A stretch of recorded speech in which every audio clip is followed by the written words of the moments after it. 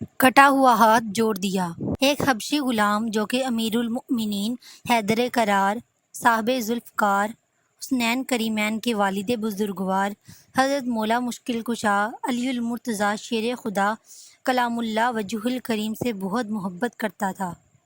شامت اعمال سے اس نے ایک مرتبہ چوری کر لی۔ لوگوں نے اس کو پکڑ کر دربار خلافت میں پیش کر دیا اور غلام نے اپنے جرم کا اقرار بھی کر لیا۔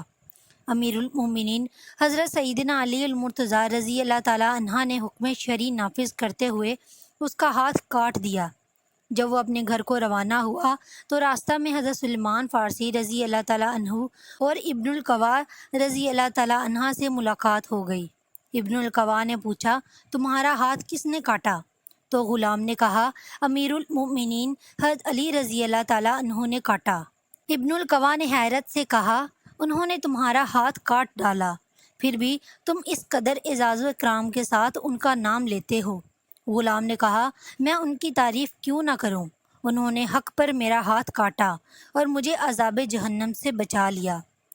حضرت سیدنا سلمان فارسی رضی اللہ تعالیٰ عنہ نے دونوں کی گفتگو سنی اور حضرت سیدنا علی المرتضیٰ کرم اللہ وجہ الکریم سے اس کا تذکرہ کیا تو آپ رضی اللہ تعالیٰ عنہ نے اس غلام کو بلوایا اور اس کا کٹا ہوا ہاتھ کلائی پر رکھ کر رومال سے چھپا دیا۔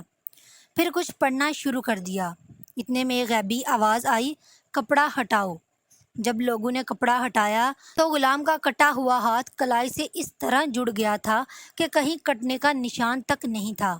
مولا مشکل کشا شیر خدا اللہ تعالیٰ وجہ الکریم نے اپنے رب عظیم کے فضل عمیم سے کس طرح اپنے غلام کا کٹا ہوا ہاتھ جوڑ دیا۔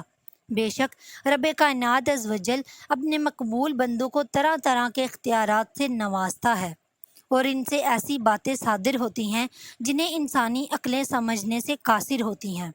بعض اوقات شیطان کے وسوسے میں آ کر بعض نادان کرامات کو عقل کے ترازو میں تولنے لگتے ہیں اور یوں گمراہ ہو جاتے ہیں۔